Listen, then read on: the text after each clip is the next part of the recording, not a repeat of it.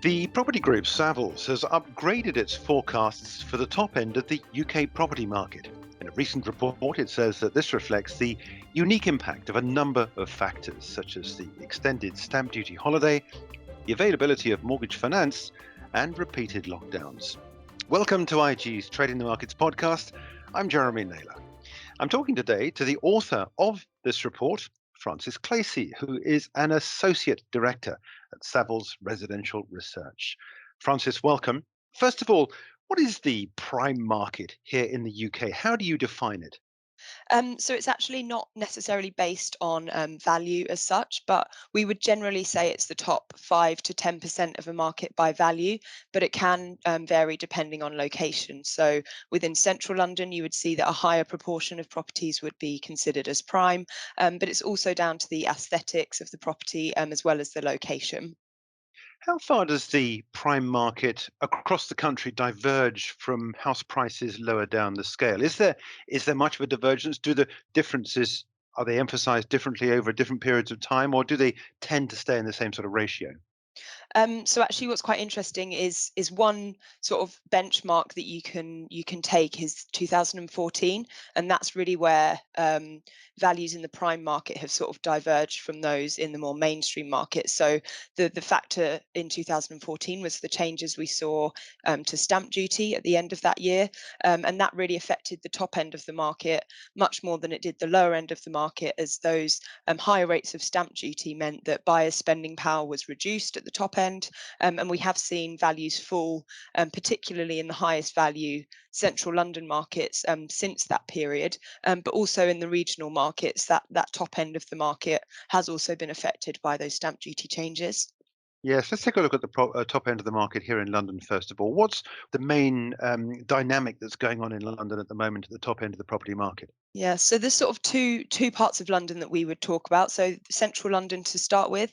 What's happening here is we've seen there's been a lack of international travel into the country. So international buyers have been much less prevalent in this part of the market than they would normally be.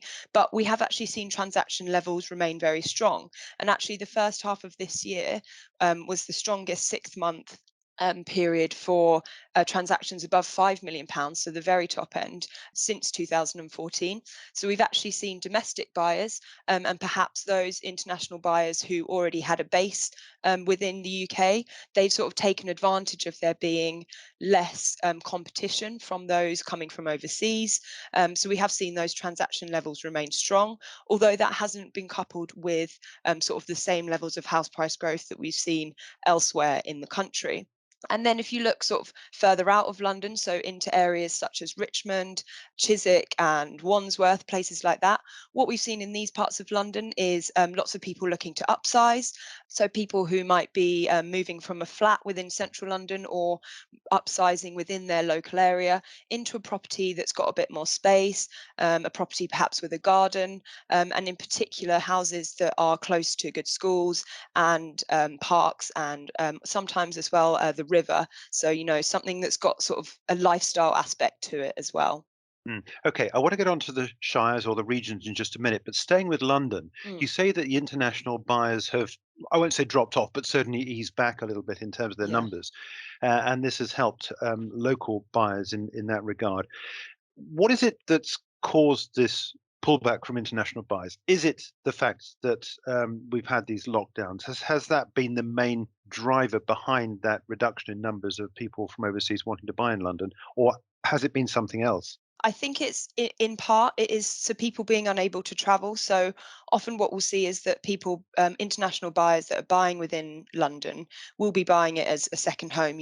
Somewhere that they can come to London as a holiday or for longer periods throughout the year. But obviously, if they're unable to travel from their home country, then there isn't that impetus or there isn't that urgency for them to be buying property in London right now. And so that's obviously curtailed some of the demand that we've seen from them. But also, I think because we haven't seen the same levels of house price growth, people maybe are slightly more cautious, I would say, perhaps about buying within London. So there's been lots of headlines about how strong the country markets have been, but there also may be some caution among international buyers into buying into the market when it's not seen to be as strong. That's one of the headlines that we've seen over the last couple of years or so has been this concern that there are a lot of international buyers in the market. Isn't the government putting some hurdles in the way of international buyers in the London market now? Yes, we have seen a international stamp duty levy introduced. So those that are not domiciled within the UK from the beginning of April 2021, they now pay an additional 2% stamp duty surcharge on any property that they buy within the UK. Let's move on to the regions now, outside of London. It's very difficult, I know, perhaps possibly maybe to make a direct comparison. You talk in London about high-end flats, for example, or apartments. I guess in the regions, you're talking about properties with far more space around them, given that the space has been one of the things that people have been looking for during lockdown. What's the dynamic between London and the regions? What's that been looking like, and where do we go from here? So I think the regional markets in general, since the credit crunch, so since 2007, have actually lagged behind London, and particularly sort of the rural and country markets. Whereas we've seen that sort of reverse over the last 18 months or so, and we've seen markets that have got more space. So as you say, that's sort of what people have been looking for over the last year or so, and we've seen those markets perform much more strongly. And partly that is because of their underperformance over the last 13 years or so since the credit crunch, is that they offer much more value. So what you're getting for your money in London compared to the country is actually often a driver for people to move out into the regional markets, and in particular into the more rural areas where you can get a bit more space. But I'd say particularly in the country markets, the areas that have performed well are those that sort of lifestyle relocation areas. So that might be coastal markets within Devon and Cornwall, or it might be the Cotswolds where people are looking to relocate for lifestyle reasons. But also, it's not all just been about that. Other people have been relocating so that they can be closer to their family after they've spent a lot of time apart over the past 18 months. But also, people are still wanting to retain links to London and also other commutable regional towns and cities. So we're seeing that markets that have sort of got the best of both worlds have performed particularly well. So those that are perhaps within an hour's commute of London, but still have sort of access to the countryside, or it might perhaps be a village that's also got good amenities and connectivity. So it offers sort of the best of both worlds. To what degree does your research drill down into who's buying? Because I think this is an interesting thing as well. You mentioned the fact that Mm, we've got the international buyers that seem to have pulled back a little bit in terms of the numbers. yeah.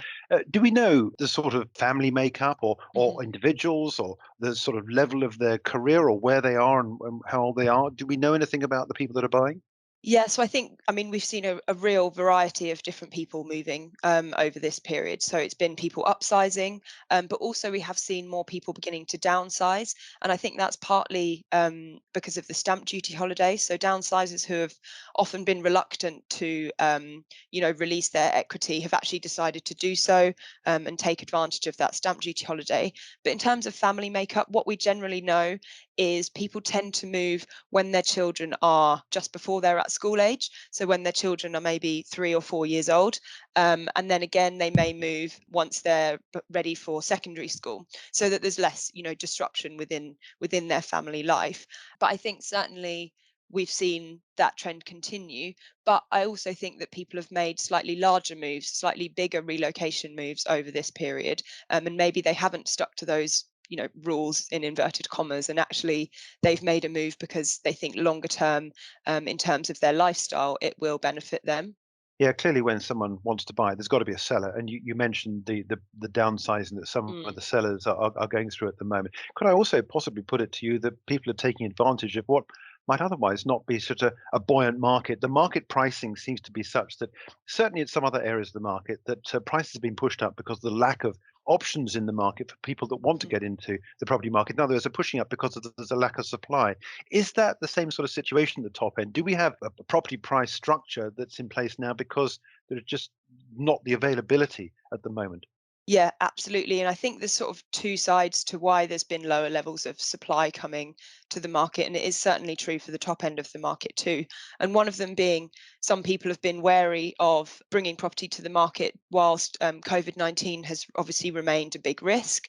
So that can be some downsizers. So it might be some older people who have been slightly more cautious around the virus. But also, if people aren't able to find a property that they want to buy, then they might be more reluctant to bring their own property onto the market. So it ends up being sort of a cyclical problem in that if people can't find somewhere, then they won't bring their own property onto the market as well. Yeah. And how are people buying? Do they tend to use finance, or are there a lot of cash buyers out there at the moment? Because there does appear to be a lot of cash swilling around in the system. That's certainly what we're hearing in the financial markets. Yeah, so I'd say the top end of the market clearly is traditionally more dominated by cash buyers. But what we have actually seen recently is those who could perhaps buy with cash are actually taking advantage of the low interest rates that are on offer. So they're maybe locking into a fixed rate deal for the next 3 or maybe 5 years, and they're borrowing more money that they maybe would have done previously, but locking into those low interest rates. So taking advantage of sort of the mortgage offers that are on offer at the moment. And one final question is just about the levels of pricing at the moment. Do you think that this rise that we've seen, that you're talking about, that we've seen during the last year or so, it's done is it's stolen from gains that we would otherwise have seen in the future, and perhaps maybe we are now possibly from here on into a period of softer pricing for this end of the housing market, or do you think the buoyancy will remain? So I think it's actually slightly different for the regional markets than it is for London. So if I start by talking about the regional markets, we do expect that price growth here will continue, but as you say, it will be at a slightly slower pace than what we've seen so far in 2021. And that's partly because some of the urgency from the original stamp duty holiday has been removed, but also because there's likely to be some more stock brought to the market, which should reduce that current imbalance that we're seeing. But then Mm. in London, it's slightly different. So we're actually anticipating that in those outer prime London markets, the growth will be sustained because as people sort of return to the city and office workers come back, we'll see a bit more of balance between demand for flats and houses. So the growth that we've seen will continue to be sustained. And then in central London, we're actually expecting that growth will accelerate towards the end of this year and then particularly into 2022 once that international demand returns, and there will be a slight bounce in values next year. Mm. Just one final point. I want to Yeah. pull out what we're hearing from some corners of the press at the moment, that there's going to be a house price crash. From what we know economically, can you put that claim to bed and say that it's unlikely, given the current circumstances? We are expecting a crash. Where do we go from here? So I think there's a few factors at play here. So the first is being the economic recovery. So that's actually been much stronger than people maybe originally anticipated. So unemployment levels have been contained, but also because we've seen more activity from sort of higher earners, so those at the top end, average loan to income ratios haven't moved dramatically. And that means that those who have been active in the market are actually able to operate within the bounds of existing mortgage regulations. So they haven't stretch themselves, to the limits of their mortgage requirements. So we haven't seen that same, risk in terms of what banks are lending and so on, which we would traditionally see prior to what you've obviously referred to as, house price crash. So yeah, we certainly don't anticipate there being any house price falls in the foreseeable future. Yeah, lovely. Look, Francis, I'll have to leave it there, but thank you so much indeed for joining us. It's fascinating to talk about this area of the market, which doesn't often get an airing. We hear so much about other areas, but this top end is really rather interesting. Thanks for your time. Thank you very much. That's Francis Clacy, an Associate Director at Savills Residential Research, with today's IG Trading the Markets podcast.